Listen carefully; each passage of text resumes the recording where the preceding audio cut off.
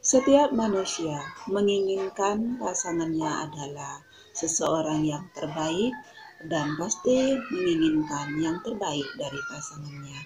Tetapi sayangnya, tidak semua keinginan kita itu selalu sesuai kenyataan. Karena apa? Karena terkadang pasangan kita memiliki sifat-sifat yang kurang baik atau bisa disebut salah satunya adalah egois.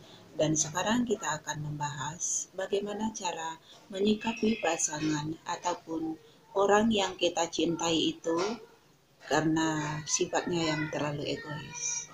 Selamat datang di channel saya, RB Restu Berbagi.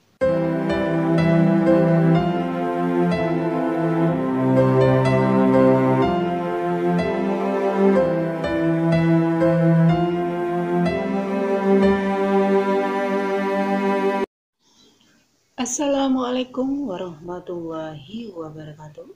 Hai semua sahabat cinta, apa kabar kalian semua? Semoga selalu dalam keadaan baik-baik saja dan suasana hatinya dalam keadaan berbahagia. Alhamdulillahirrahmanirrahim. Assalatu wassalamu ala asrofil anbiya'i wal mursalin wa ala alihi wa sahbihi ajmain.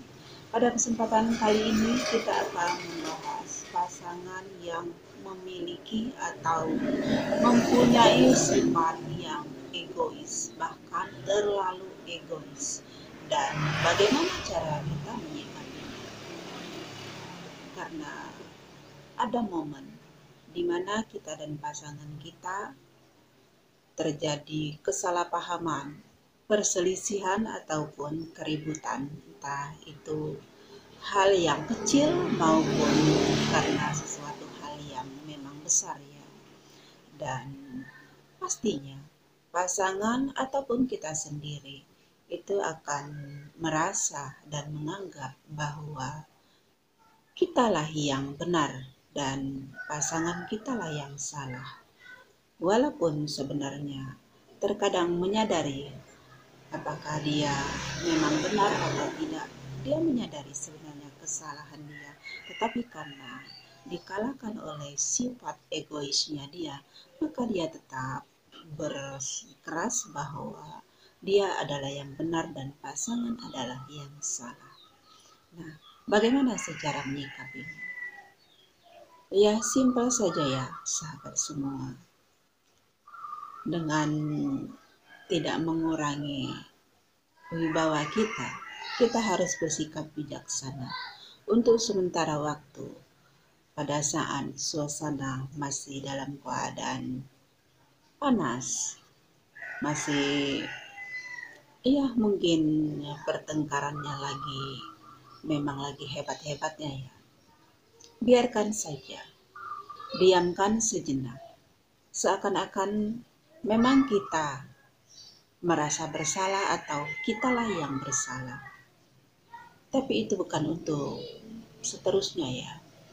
Dan tentunya pasangan kamu yang egois, karena melihat kita sudah berhenti atau mengakui bahwa seakan-akan kita yang salah, dia akan terasa dan merasakan kepuasan tersendiri, dan dengan begitu dia akan berhenti mengatakan dan beranggapan bahwa dia dan pada saat itulah ketika dia sudah berhenti mengatakan dan berkali-kali mengucapkan bahwa kitalah yang salah dan dialah yang benar. Pada saat itulah kita kembali berbicara, tapi tentunya dalam suasana yang udah mulai membaik ya. Pada saat itulah kita kembali membahas topik permasalahannya, dan kita harus bisa menyadarkan pasangan kita dan meyakinkan pasangan kita bahwa dalam hal tersebut dia adalah di pihak yang bersalah. Tapi juga bukan berarti dengan kita berkata begitu bahwa kita menganggap diri kita lah yang 100% benar.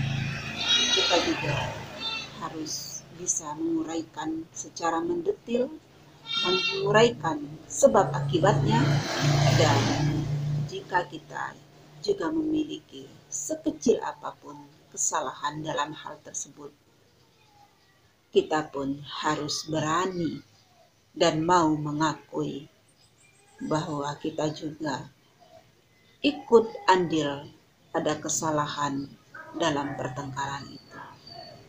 Di waktu dan ruang pada pasangan kita untuk dia berpikir dan merenungi apakah benar dalam hal ini dia adalah yang benar dan mungkin kitalah yang dianggap salah.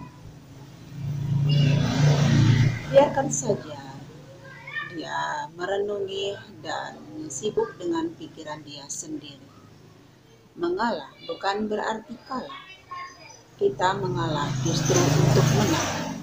Dan pada saat yang tepat, jika memang dia benar-benar mencintai kita, pada akhirnya dia akan menyadari sekeras apapun dia, seego apapun dia akan tetap punya hati nurani dan pada akhirnya menyadari juga mengakui bahwa dialah yang bersalah. Api hanya bisa dipadamkan oleh air. Jika api bertemu api, maka api itu akan semakin membesar dan semakin sulit juga untuk bisa dipadamkan. Begitu juga dengan sebuah hubungan. Jika kamu memiliki pasangan egois, jangan lalu kamu ikut-ikutan egois, karena itu tidak akan menyelesaikan masalah dan justru membuat masalah semakin rumit. Ingat, seburuk apapun pasangan kita, bukan berarti kita dengan seketika harus meninggalkan dia dan mencari pengganti yang lain. Karena sejatinya, jika kita benar-benar mencintai dia, dan dia pun juga benar-benar mencintai kita dengan tulus, yang pastinya kita bukan hanya menerima segala kelebihannya, tetapi juga dengan segala kekurangannya. Dan itu termasuk baik buruknya sifat dia. Mohon maaf kalau ada yang kurang berkenan atau kurang setuju dengan pendapat saya. Tapi saya berbicara di sini sesuai dengan apa yang saya tahu dan sesuai dengan pengalaman pribadi saya.